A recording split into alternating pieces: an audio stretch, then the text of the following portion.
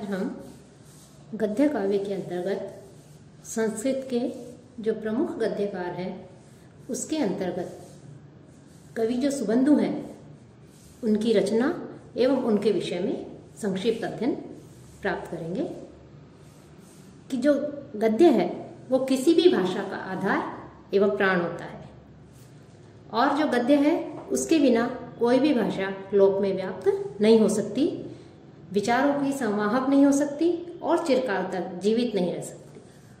संस्कृत गद्य साहित्य प्राचीन काल से इसीलिए क्रमशः विकासमान रहा है, लेकिन मध्यकाल में जब संस्कृत गद्य जो है वो प्रौढ़ एवं अलंकारिक हो गया तो गद्य को कवियों की कसौटी तक माना गया। जैसा कि कहा भी गया है, गद्यम कविनाम निकषम वदंती। पद्य में तो छंद का बंधन होने पर भी अपनी प्रतिभा के प्रदर्शन का अवसर दुर्लभ नहीं होता।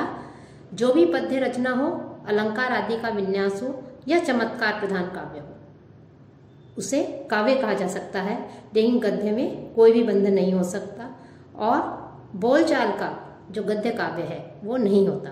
अतः जो गद्य है वो गद्य में अपनी काव्य प्रतिभा का प्रदर्शन करना कवियों के लिए एक चुनौती होता है कि यहाँ तक कि पद्य लिखने की जो रचना करते हैं, पद्य काव्य की जो रचना करते हैं, उनके लिए भी गद्य काव्य की रचना करना अत्यधिक कठिन है, सहज नहीं था। यही कारण है कि संस्कृत में जो गद्य काव्यकार हुए हैं वो बहुत ही कम हुए हैं और जो शीर्ष गद्यकार हैं, सफल गद्यकार हैं, वो तो और भी कम है। गद्य काव्य का जो समृद्धि युग है उसमें 3 सर्वोत्कृष्ट गद्यकार माने जाते हैं, सुबंधु, बाण और दंडी। इन तीनों का और भी वैसे तो कवि हुए हैं, लेकिन इन तीनों का ही विशिष्ट स्थान है। जो गद्यत्रयी है उसमें इन तीनों कवियों की रचनाओं का परिगणन किया जाता है। अब इन तीनों कवि जो है, इन तीनों में भी कौन पहले आता है और कौन बाद में, इसके विषय में भी, अर्थात कौन पूर्ववर्ती या कौन परवर्ती, इस विषय में भी जो विद्वान हैं उन विद्वानों में अद्यावधि मतभेद जो है हमें देखने को मिलता है कि इसमें और कुछ विद्वान तो दंडी को प्रथम गद्यकार मानते हैं, अन्य विद्वान सुबंधु को मानते हैं। तो आज जो हम प्रमुख जो कवि सुबंधु हैं उनके विषय में अध्ययन करेंगे कि संस्कृत साहित्य के अनेक जो विशिष्ट कवि हुए हैं उनके समान ही सुबंधु के समय को लेकर के, उनके काल को लेकर के भी जो है विवाद रहा है। भिन्न भिन्न आचार्य हैं, उन आचार्यों ने अलग अलग जो है उनका जो है रचनाकाल बताया है कि दंडी, बाण और सुबंधु में पूर्वापर क्रम को लेकर के जो मतभेद है उसमें सुबंधु को बाण से पूर्ववर्ती मानना उचित है कि सुबंधु को बाण से पहले के माने जाते हैं, क्योंकि वामन रचित काव्य अलंकारवत्ती में सुबंधु और बाण भट्ट के उद्धरण देने पर भी जो कविराज है उन्होंने राघव पांडवीय में पहले सुबंधु का उल्लेख किया है, बाण का बाद में और अपना तो और भी बाद में किया है। साथ ही साथ मंखक रचित श्री कंठचरित जो ग्रंथ है उसमें भी सुबंधु का पहले उल्लेख मिलता है, बाण भट्ट का बाद में मिलता है। बाण ने स्वयं कादम्बरी को अद्वितीय कथा कहकर वासव दत्ता का संकेत दिया है और बाण ने स्वयं हर्षचरित में भी वासव दत्ता का नामोल्लेख किया है। और भी अनेक तर्क हैं, उन तर्कों के आधार पर सुबंधु को पूर्ववर्ती और बाण को परवर्ती मानना ही उपयुक्त है और उनकी गद्य शैली से भी यही प्रमाणित होता है कि सुबंधु जो है वो पूर्ववर्ती है। इसलिए सुबंधु को 7वीं सदी से कुछ पूर्व के समय का माना जाना चाहिए। अब जो प्रसिद्ध जो गद्यकार हैं सुबंधु हैं, उन सुबंधु की एकमात्र रचना जो वासव दत्ता है वो हमें प्राप्त होती है। संस्कृत गढ़ जो गद्य काव्य है उसके प्रौढ़ लेखक एवं वासव दत्ता नामक पुस्तक के रचयिता सुबंधु हैं। उनके जीवन व्रत और तिथि क्रम जो है उनका एक तरह से ज्ञात नहीं है और इनकी जो एकमात्र रचना वासव दत्ता उपलब्ध है उस ग्रंथ से भी, इस वासव दत्ता नामक रचना से भी इनके जीवन वृत्त की जानकारी हमें प्राप्त नहीं होती है।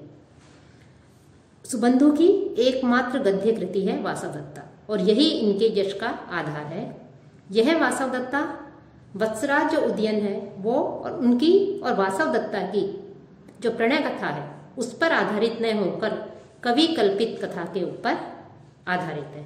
अर्थात कवि ने अपनी कल्पना के द्वारा ही एक तरह से इस काव्य की रचना की। इस कृति का जो संस्कृत के गद्य काव्य हैं उनमें सम्मानपूर्ण स्थान दिया गया है। ग्रंथ की कथा का आधार युवक युवती की प्रणय कथा है। ग्रंथ का प्रारंभ कवि ने सरस्वती वंदना से किया है। इसके बाद 2 जो पद्य आते हैं उन पद्यों में श्री कृष्ण की स्तुति तथा एक पद्य में शिव की स्तुति की गई है। सज्जन प्रशंसा, खल निंदा, इनके पश्चात कवि ने स्वरचित प्रत्यक्ष श्लेष्मय कृति वासव दत्ता का उल्लेख किया है। अब जो वासव दत्ता नामक जो कृति है, इनकी जो रचना है, उसका कथानक इस प्रकार है कि इस वासव दत्ता की कथा का प्रारंभ चिंतामणि जो नामक जो राजा है उसके वर्णन से होता है। इस राजा के कंदर्प केतु नामक सुंदर पुत्र है। वह स्वप्न में एक सुंदर कन्या को देखता है, सुंदरी जो कन्या है उसको देखता है और उसके रूप पर मुग्ध होकर अपने मित्र मकरंद के साथ उस सुंदर कन्या को की खोज में निकल पड़ता है। वह ढूंढते ढूंढते वे विंध्याटवी पहुंच जाते हैं। वहां एक जामुन वृक्ष के नीचे रात्रि को विश्राम करते समय उन दोनों को शुक तथा सारिका का संवाद सुनाई देता है। अर्थात विंध्याटवी की तलहटी में किसी वृक्ष के नीचे वो रुकते हैं और उसी वृक्ष की एक डाली पर सारिका बैठी हुई है, शुक बैठा हुआ है। तो उससे पता चलता है कि पाटलिपुत्र की राजकुमारी जो वासव दत्ता है, उस वासव दत्ता ने राजकुमारी ने स्वप्न में कंदर्प केतु को देखा है, जिसे खोजने के लिए उसकी सारिका जो है तमालिका निकलती है। बाद में सारिका के प्रयास से कंदर्प केतु और राजकुमारी का मिलन होता है। वासव दत्ता एवं कंदर्प केतु दोनों के हृदय में प्रगाढ़ स्नेह है और शुक दंपत्ति की सहायता से नायक नायिका का मिलन होता है। लेकिन वासव दत्ता का जो पिता श्रृंगार शेखर है उसका विवाह किसी विद्याधर से करना चाहता है। तब वासव दत्ता के पिता कंदर्प केतु से उसका विवाह नहीं करना चाहते, अपितु वो किसी विद्याधर से विवाह करना चाहते हैं। इस व्यवधान के कारण वासव दत्ता एवं कंदर्प केतु एक जादुई अश्व पर घोड़े पर सवार होकर के विंध्याटवी को निकल जाते हैं, वहां भाग जाते हैं। एक बार वासव दत्ता घूमते घूमते विंध्याटवी के एक ऋषि के आश्रम में चली जाती है। ऋषि क्रोधित होकर के उन्हें शाप दे देते हैं कि जिसके प्रभाव से वह शिला बन जाती है। इधर जो कंदर्प केतु है, वो कंदर्प केतु वासव दत्ता को न पाकर व्याकुल हो जाता है और वासव दत्ता के वियोग में आत्महत्या करने पर उद्यत होता है। परंतु उसी समय आकाशवाणी होती है और वो आकाशवाणी उसे ऐसा करने से रोकती है। और बहुत खोजने पर अंत में वासव दत्ता की खोज में वो निकलते हैं तो उन्हें वासव दत्ता की शिला उसे मिलती है और उस शिला का स्पर्श करते ही वह पुनः राजकुमारी का के रूप में परिवर्तित हो जाती है, राजकुमारी का रूप धारण कर लेती है। पुनर्मिलन होने पर वे दोनों सुखपूर्वक कंदर्प केतु की राजधानी में रहने लगते हैं। सब वहां अपनी राजधानी लौट जाते हैं कंदर्प केतु और वहां आकर के जो है अपना सुखमय जीवन व्यतीत करते हैं। तो इस प्रकार से संक्षिप्त कथा है और इस कथा का वर्णन जो है, इस कथा का उल्लेख जो है सुबंधु ने अपने वासव दत्ता नामक ग्रंथ में किया है। इस वासव दत्ता में इस प्रकार की कथा दी गई है। इस कथा का जब हम अध्ययन करते हैं तो उससे स्पष्ट होता है कि सुबंधु के गद्य काव्य का जो कथानक है वो तो अत्यंत संक्षिप्त था, लेकिन सुबंधु ने पांडित्यपूर्ण अपना प्रदर्शन करते हुए, अपने पांडित्य दिखाते हुए लंबे लंबे वर्णनों से उसे अत्यंत दीर्घ कर दिया है। और सुबंधु के गद्य काव्य की कथा वस्तु जो है उसका उदयन और वासव दत्ता की लोकप्रिय कथा से कोई संबंध नहीं है। सुबंधु का यह जो कथानक है वासव दत्ता का, यह नितांत कल्पना प्रसूत है। जो कवि है उनके मस्तिष्क जो है उस मस्तिष्क की उपज है। इस कारण से वह कवि की मौलिक रचना मानी जा सकती है, परंतु उसमें काव्य रूढ़ियों का पालन किया गया है। यहाँ कथा से अधिक महत्व नायक नायिका के रूप सौंदर्य वर्णन, गुण कीर्तन, विरह आतुरता, मिलन आकांक्षा और संयोग दशा का भी मार्मिक वर्णन किया गया है। अब जहां तक हम इसका काव्य सौष्ठव एवं भाषा शैली देखें इस काव्य की, तो काव्य जो है, कवि का काव्य वस्तुतः अपने युग का प्रतिनिधित्व करता है, अतः उसके काव्य की समीक्षा उसी परिप्रेक्ष्य में करना अधिक उचित प्रतीत होता है। इसी क्रम में हम सुबंधु की जो रचना है उस रचना का जो है हम एक तरह से समीक्षा करें। कवित्व की दृष्टि से यदि सुबंधु के काव्य पर विचार करें तो उन्होंने अपने काव्य में भाव पक्ष एवं कला पक्ष दोनों का ही सुंदर समन्वय या सामंजस्य प्रस्तुत किया है। उन्होंने भाव पक्ष के तीनों उपांगों बुद्धि तत्व, रागात्मक तत्व और कल्पना तत्व में बाण के काव्य जैसी उनके काव्यों में वैसे तो रमणीयता जो है वो जैसे बाण के काव्यों में हमने रमणीयता दिखाई देती है उनके, वैसी सुबंधु के काव्यों में दिखाई नहीं देती, लेकिन फिर भी जो है सुबंधु जो है उनका काव्य श्रेष्ठ माना जाता है। बाण भट्ट ने भी अपने हर्षचरित में सुबंधु की प्रशंसा की है। सुबंधु की जो रचना है वो सुबंधु के बुद्धि तत्व को शैली शिल्प ने अत्यधिक आवृत कर लिया है। वासव दत्ता के रचयिता सुबंधु नाना विधाओं मीमांसा, न्याय, बोध इत्यादि दर्शनों में प्रवीण थे। इनकी शैली में इनके पांडित्य की स्पष्ट छाप में दिखाई देती है। इनकी गद्य शैली अतिशयोक्ति, अनुप्रास तथा समास प्रधान गौड़ी शैली का उदाहरण है। कवि की चित्रवृत्ति हमें पात्रों के हर्ष, विषाद आदि भावों के चित्रण में लीन होती इतनी दिखाई नहीं देती जितनी की शाब्दिक क्रीड़ा में। सुबंधु अपने गद्य काव्य के लिए एक प्रेम कथा का जो है चुनाव करते हैं और नायक नायिका के हृदय की भावनाओं को जो है प्रायः उपेक्षित छोड़ देते हैं। सुबंधु ने अपने काव्य में उपमा, उत्प्रेक्षा, विरोधाभास इत्यादि अनेक अलंकारों को भी जो है अपने काव्यों में अलंकृत किया है। वे कोमल पद्य की रचना करने में भी सर्वथा समर्थ है। साथ ही प्रकृति को भी सुबंधु ने अपने काव्य में प्रमुख स्थान प्रदान किया है। उनके प्रकृति वर्णन में संध्या वर्णन, वर्षा वर्णन तथा प्रभात वर्णन विशेष रूप से उल्लेखनीय है।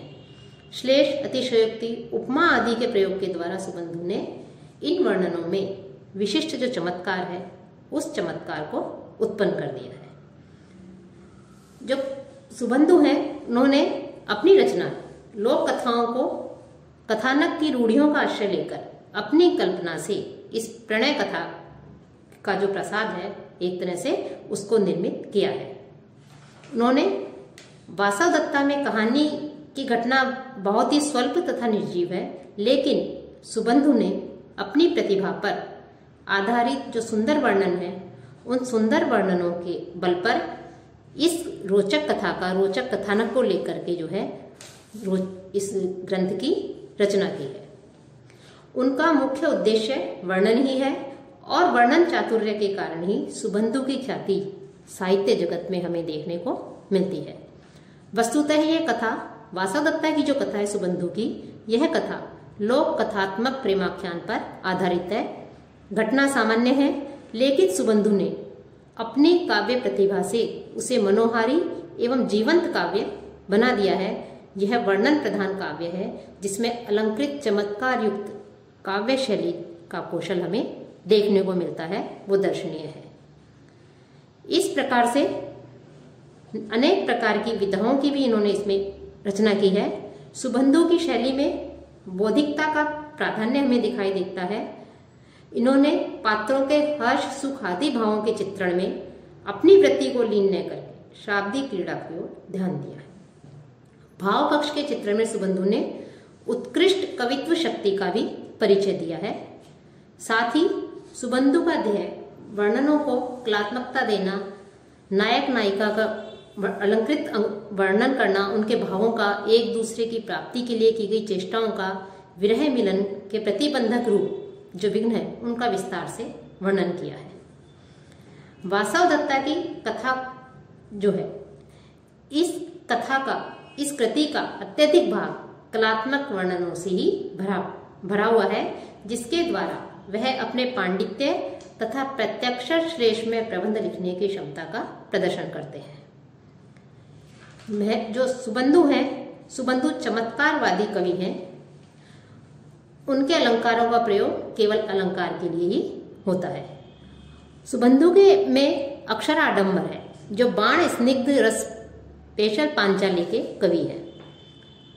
बाण ने सुबंधु के श्रेष्ठ काव्य के स्थान पर भाव प्रवण हृदयावर्जक कोमल शब्द चित्रात्मक सहज ग्रंथ की रचना की है। सुबंधु ने प्रौढ़ ग्रंथ के साथ साथ सहज पद्य भी लिखे हैं। कदाचित यदि सुबंधु ग्रंथ नहीं लिखते तो भी वो महान कवि होते। आगे उनके पश्चात अनेक जो कवि आए हैं सुबंधु के पश्चात, उन कवियों ने भी, गद्य काव्यकारों ने भी सुबंधु की ही शैली का अनुकरण किया है। सुबंधु में हम गद्य शैली जो है उसका एक तरह से जो रूप प्राप्त करते हैं, वो रूप बाणों के हाथों में और अधिक स्निग्ध हो गया। और बाण भट्ट के बाद भी अन्य जो गद्य काव्य हुए हैं, उन काव्यों तथा अन्य जो चंपू काव्य हैं, उन चंपू काव्यों में वो शैली जो है हमें प्रयुक्त होती हुई दिखाई देती है। तो इस प्रकार से सुबंधु रचित जो वासव दत्ता है कि उनकी एकमात्र कृति, एकमात्र रचना हमें वासव दत्ता दिखाई देती है। और सुबंधु की इस वासव दत्ता का संबंध प्राचीन भारत की प्रसिद्ध आख्यायिका वत्सराज उद्यन की वासव दत्ता के साथ प्रणय कथा से कुछ भी नहीं है। यह कवि की मस्तिष्क उपज के कारण ही उन्होंने जो है स्वयं ही जो है कल्पना करके इस प्रकार से जो है इस वासव दत्ता नामक ग्रंथ की रचना की।